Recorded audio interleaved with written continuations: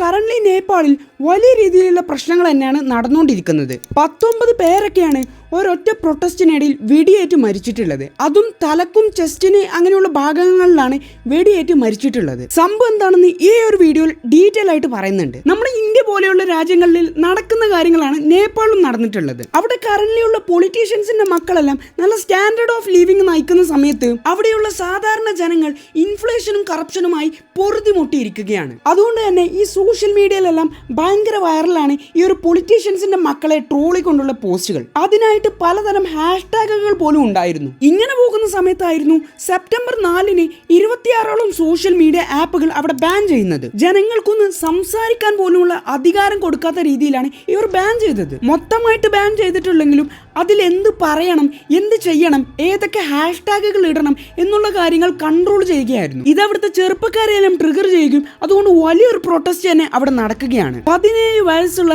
മൈനേഴ്സിനെ പോലും വെടിവെച്ച നിലയിൽ കണ്ടെത്തിയിട്ടുണ്ടെന്നാണ് ഇപ്പോൾ അവിടുന്ന് പുറത്തുവിടുന്നത്. ആ 19 പേര് മരിച്ചതിനു ശേഷം വലിയൊരു പ്രൊട്ടസ്റ്റ് തന്നെയാണ് നേപ്പാളിൽ നടന്നുകൊണ്ടിരിക്കുന്നത്. ജനങ്ങൾ മാത്രം ഉദ്ദേശിച്ച 48 മണിക്കൂർ കൊണ്ട് ഒരു ഗവൺമെന്റിനെ താഴെ കൊണ്ടുവരുന്നില്ലതിന്റെ ഏറ്റവും ഉത്തമ ഉദാഹരണമാണ് ഇത്. ഇപ്പോൾ കറന്റ്ലി നേപ്പാളിൽ ഇലക്ട്രിസിറ്റിയും ഇന്റർനെറ്റും കട്ട് ചെയ്തിട്ടുണ്ടെന്നാണ് അറിയാൻ കഴിഞ്ഞത്. ഇപ്പോൾ കറന്റ്ലി നേപ്പാളിൽ പാർലമെന്റിന്റെ ഫോട്ടോ എല്ലാം കത്തിയ രീതിയിലാണ് ഇന്റർനെറ്റിലെല്ലാം പ്രചരിക്കുന്നത്. ഇതിനിടയിൽ മറ്റൊരു വീഡിയോ കണ്ടു. ഈ സോഷ്യൽ മീഡിയ ആപ്പുകളെല്ലാം ബാൻ ചെയ്തതിന്റെ പേരിലല്ല ഈ നേപ്പാളിൽ ഇത്ര വലിയ പ്രൊട്ടസ്റ്റ് നടക്കുന്നത്. പകരം ഒരു രാജ്യത്ത് വേണ്ട പ്രധാനപ്പെട്ട കാര്യമാണ് ഫ്രീഡം ഓഫ് സ്പീച്ച്. അത് കട്ട് ചെയ്ത ഉടനെയാണ് ഈ സംഭവങ്ങളെല്ലാം ഉണ്ടായിട്ടുള്ളത്. എന്തായാലും ഈ ഒരു സംഭവം എല്ലാ രാജ്യത്തിനും ഒരു ഓർമ്മയാട്ടെ. ഒരു രാജ്യത്തിൽ എത്ര വലിയ ആളുകൾ ഉണ്ടെങ്കിലും ഏറ്റവും വലുത് അവിടുത്തെ ജനങ്ങൾ തന്നെയാണ്. അതിനുദാഹരണമാണ് ഈ നേപ്പാളത്തെ സംഭവം.